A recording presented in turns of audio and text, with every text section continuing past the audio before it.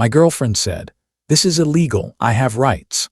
I replied, "I'm done, that's different." Then I saved the ring footage, sent it to my best friend, gave her 3 days to move out, changed every lock and blocked the guilt calls until a phone call about the BMW guy made it worse. Thought for 14s, welcome back to AF Tales. Today's story is about a man who installed a Ring doorbell for packages and ended up catching his girlfriend helping his best friend's fiancée cheat in his own home. As you listen, think about what you would do if loyalty to a friend meant blowing up your own relationship. I installed a Ring doorbell about 3 months ago. Nothing dramatic. I wanted to see package deliveries and maybe catch a porch pirate one day. I didn't expect to catch my girlfriend turning my house into a hookup spot. I'm 31. My girlfriend is 28. We've been together for 2 years and we moved in together 8 months ago. The house is mine. I bought it before I met her. She pays about $600 a month to help with bills, but it's my mortgage, my property. My best friend since college is also 31. Last year he got engaged to his fiancée, 29. Their wedding was supposed to be in 2 months. Big church thing, about 200 guests. I was the best man. Last Tuesday I was at work and opened the Ring app during lunch. I was just checking if a package had been delivered. That's when I saw something that didn't fit. At 11, my girlfriend's car pulled into the driveway. Normal. She works from home. Then another car pulled up. I recognized it right away. My best friend's fiancé. They went inside together. At first I told myself it was nothing. Maybe they were just hanging out, maybe wedding stress, maybe friend time. Then at 12:23 p.m., a guy I didn't recognize walked up to my door.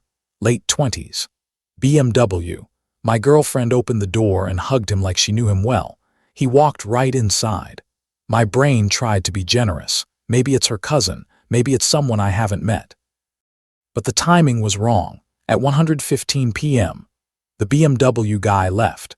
5 minutes later, my best friend's fiancé left too. Separate exits close together. It didn't look like friends hanging out. It looked like people avoiding being seen together. So I did the thing I didn't want to do. I went back through the footage. I checked other days. Same pattern. For 6 weeks, the fiancé would show up. The BMW guy would show up shortly after.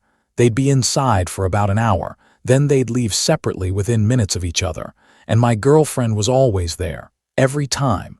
That's the part that made me feel sick. My best friend's fiancé wasn't just cheating. My girlfriend was hosting it. In my home. In my space. Like it was normal. When someone helps another person betray you, they are not neutral. They are choosing a side. I downloaded everything, every clip, every timestamp.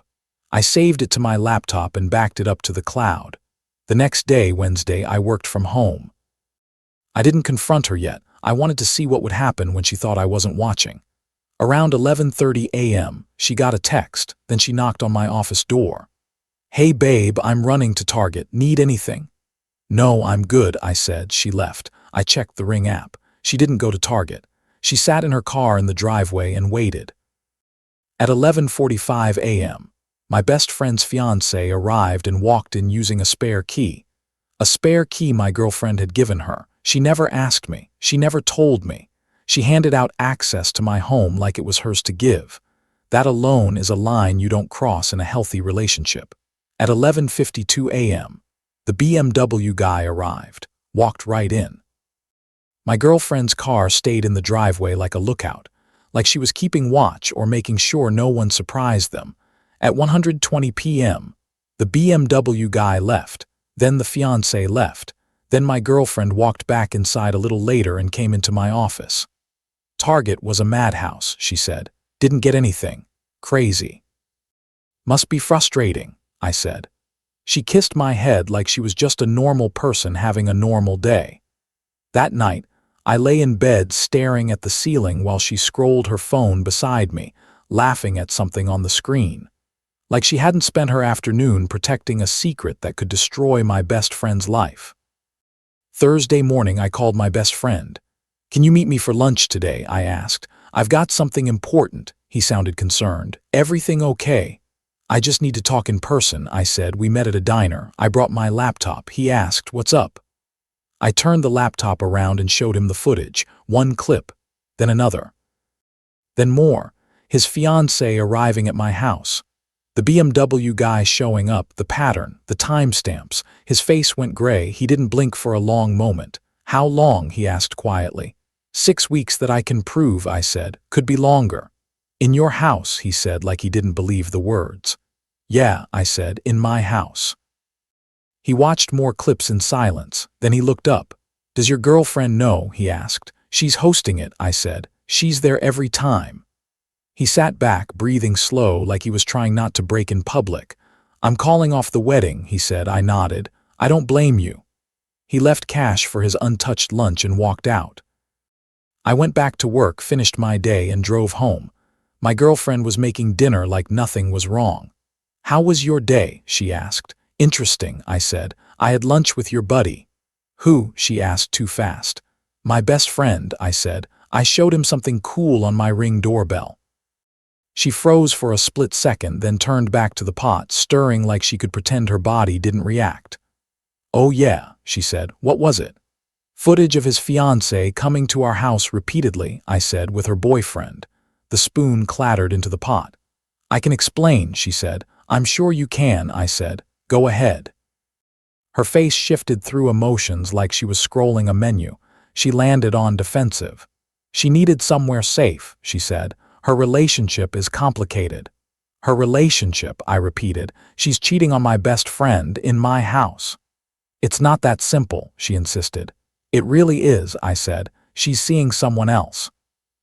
"My best friend doesn't know. You're helping her hide it. Using my home, that is simple." "She's going through something," my girlfriend said. "She needed support." "Support," I said. "You gave her a key to my house so she could meet another guy here."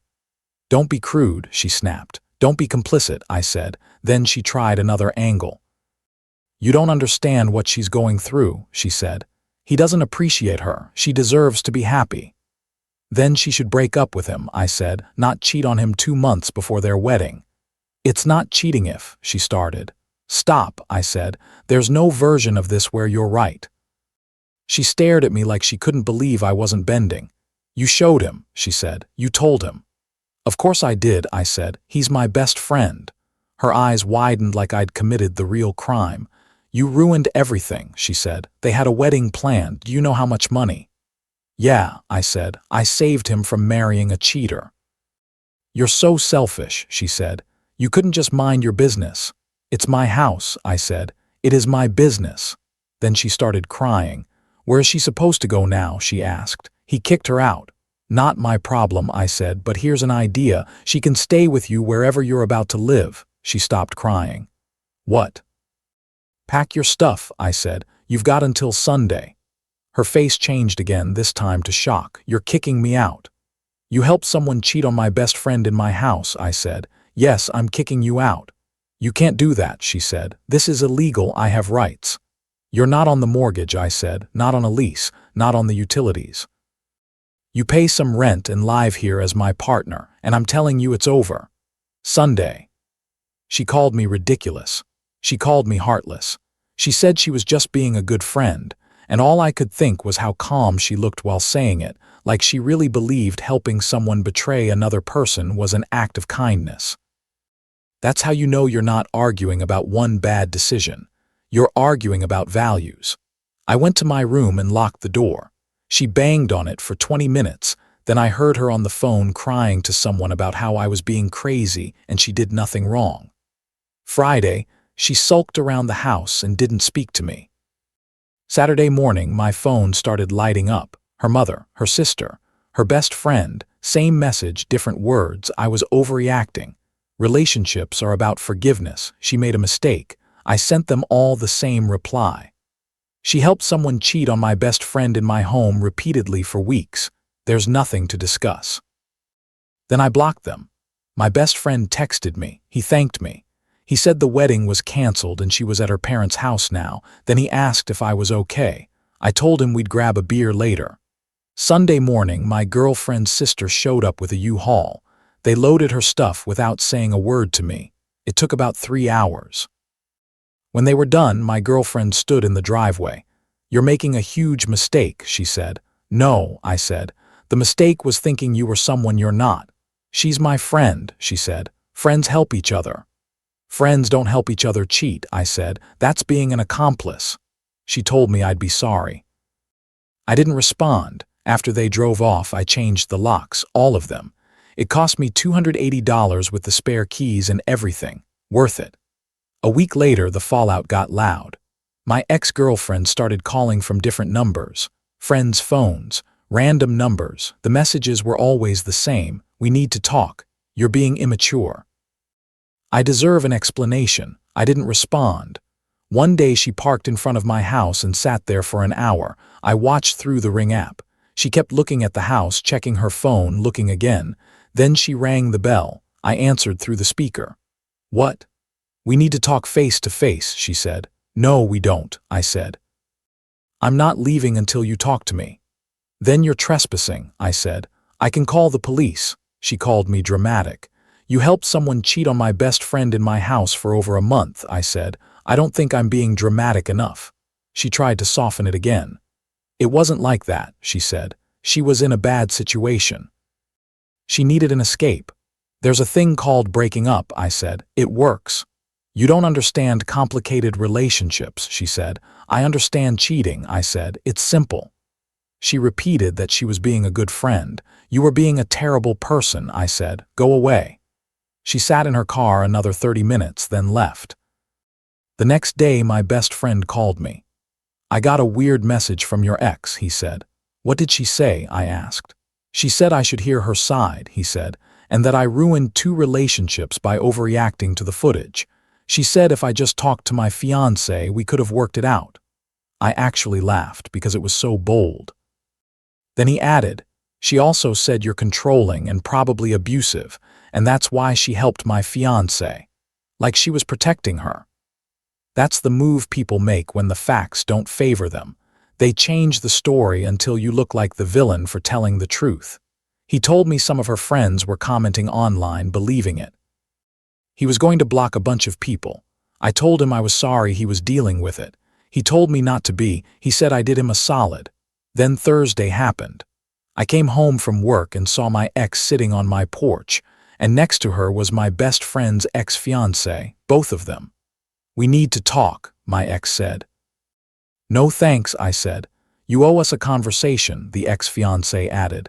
"I owe you nothing," I said. "Get off my porch." "You ruined my wedding," she said, and she started crying. "No," I said. "You ruined your wedding when you decided to cheat. I just exposed it." "It was a mistake," she said. "Which time?" I asked. "The first time." "The 10th time, or the one last week?" My ex stood up and stepped closer. "You need to tell him you manipulated those videos," she said. I stopped walking. "Excuse me." "Tell him the truth," she said. "You edited them to make it look worse than it was." "It's time-stamped security footage," I said. "There's nothing edited." "You're lying," she said. "I'm not," I said. "And you know what's interesting? You're asking me to lie to protect cheating again. That seems to be your favorite job." The ex-fiancé tried another angle. "He won't talk to me," she said. "He won't answer. I can't get closure." "That's not my problem," I said. "If I hadn't shown him, he would have married you and found out later when it would have been even messier."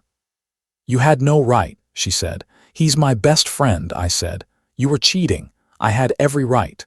Then my ex said something that made my stomach drop. "She was going to end it after the wedding," she said, like that was supposed to make it better. "After the wedding?" I looked at the ex-fiancé. "So you were going to cheat through the wedding, collect gifts, then what? Decide who you want?" She didn't answer. I said, "Get off my porch before I call the cops." My ex laughed and said I wouldn't. I pulled out my phone and started dialing. They looked at each other and left.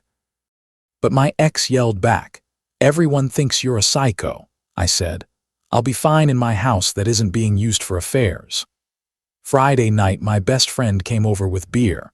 We sat on the porch and just let the quiet exist for a while. Then he told me they had shown up at his work too, both of them, waiting in the parking lot. Same request, same demand. Claim the videos are fake, talk to her, fix it. He didn't. Then he told me the most ridiculous part. "She asked for the ring back," he said. Said she deserves compensation for all the time she invested. I shook my head. We drank our beer, watched the sunset, and for the first time since this started, it felt simple again. He thanked me, and I told him the truth. My ex didn't leave because I did the wrong thing, I said. She left because the truth made her look bad. 3 weeks later, things escalated, got weird, and then finally started to close. I got a letter from a lawyer, not a great one. The kind with affordable legal solutions on the website. The letter claimed my ex-girlfriend was suing me for illegal eviction, emotional distress, defamation, and destruction of property. It demanded $11,500 and threatened small claims court. I called my real lawyer, the one I used when I bought my house. He laughed. He asked if she signed a lease. No. Was she on utilities? No. Did I give notice? I gave 3 days, but I had text where I told her Sunday was the deadline and she acknowledged it. He said she couldn't prove illegal eviction. He asked about property destruction. I told him nothing was damaged and I packed carefully. He asked about defamation. I told him I shared the truth and I had video evidence. He said, truth is a defense, she has nothing. He sent a response letter that basically said, prove it. My ex's lawyer never replied, then my best friend called me. Are you sitting down? He asked. I said yes. He told me the BMW guy was married, 3 years, wife and a kid. Then he told me something worse. His wife had been pregnant during some of those meetups, and my best friend said the BMW guy's wife called him, then asked for the ring footage because she was building her own divorce case. I sent her everything. Then I learned my best friend's ex-fiancée knew he was married. She knew and she didn't care. She thought it was safer because he couldn't get attached. When people talk like that, it's not romance. It's selfishness dressed up as strategy. A few days later, one of my ex's friends called me, someone who had texted me early on saying I was unfair. She apologized. She said my ex had told everyone I was controlling and isolating her, and now she realized it wasn't true. She said my ex was fixated on making me pay for ruining her life. I told her thanks for the warning, but it wasn't my problem. Then my ex's mother showed up at my workplace. She said her daughter was devastated. She said I ruined her life. I told her I didn't care and I asked her to leave. She refused, so I went to security and said she was harassing me. They escorted her out. She yelled something on the way out about me getting what I deserve. That evening, my car got keyed, deep scratches down the driver's side. The Ring camera didn't catch it because it faces the front door, not the driveway. I filed a police report. Without footage, nothing much could be done, but it was documented. After that, my ex posted online about being betrayed, about how helping friends shouldn't be punished, about people valuing rules over compassion. Most comments were supportive, but one comment stood out. It was from the BMW guy's wife. She wrote that helping someone cheat isn't compassion, it's complicity. And pretending a married man doesn't have a pregnant wife at home isn't friendship. The post disappeared within 30 minutes, but the BMW guy's wife sent me screenshots. I saved them. 2 months after everything started, things finally reached a conclusion. The legal threats went nowhere. My ex didn't file anything. My best friend blocked her. The keying stopped after the police report. Insurance covered most of the repair. I paid the deductible and moved on. 3 weeks ago, my ex came to my house one last time. She rang the bell. I answered through the speaker. What? I want to apologize, she said. Okay, I said. Can we talk face to face? No, she said she'd been in therapy. She said she'd changed. She said she wanted to make amends. I said, great, change somewhere else. She called me cold. She asked if I missed her. I said, not even a little. She said I was lying. I'm not, I said. I'm relieved you're gone. She stood there for a long moment, then got in her car and left. I haven't heard from her since. My best friend is doing well. He started dating someone new. Normal, kind, not interested in secret meetups. His ex-fiancée tried to reach out a few times. He blocked her everywhere. I heard through mutual friends that she's dating the BMW guy now, since his divorce is pending. Good luck to them. The BMW guy's wife sent me a thank you card in the mail, a real physical card. She thanked me for the footage and said it helped her case. That told me everything I needed to know about who the adult was in this situation. The friend group split. Some people believed my ex's story that I was controlling and overreacting. Fine by me, I don't need a crowd, I need peace. Others saw what it was and stayed cool, quality over quantity. My house feels like mine again. I deep cleaned it.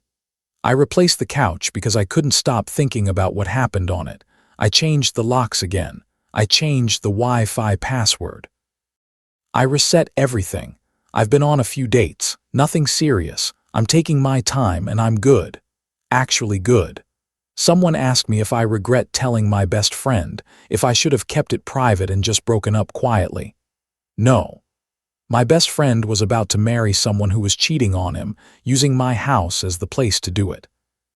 My girlfriend was helping, lying to both of us, acting like she was doing something noble. There's no world where keeping that secret is the right move. People like to call it snitching when you expose cheating, like telling the truth is worse than the betrayal itself. That's backward. Real loyalty is telling your friend the truth, even when it's messy, even when it costs you, even when it makes you the villain in someone else's story. My ex made her choices. She chose to help someone cheat instead of telling her to end an unhappy relationship like an adult. She chose to give away access to my home without asking. She chose to lie, I just chose not to participate, and yes, she faced consequences. She lost me, she lost her living situation, she lost control of the narrative, but those weren't punishments I invented. Those were natural results of what she did. Here are the lessons I'm taking with me. Lesson 1, loyalty isn't covering betrayal. Loyalty is protecting your friend from a lie that will ruin their life later. Lesson 2, if someone is comfortable turning your home into a secret place without your consent, they don't respect you. Lesson 3, when the truth comes out, watch how fast people switch from confident to victim. Don't let guilt pull you back into the mess. Lesson 4, boundaries are not cruelty. They're how you keep your life clean when someone else wants chaos. Lesson 5, peace is worth losing people who only liked you when you stayed quiet. What would you have done if you saw that footage on your phone in the middle of a workday? And do you think telling the truth is always the right move, even when it costs you a relationship?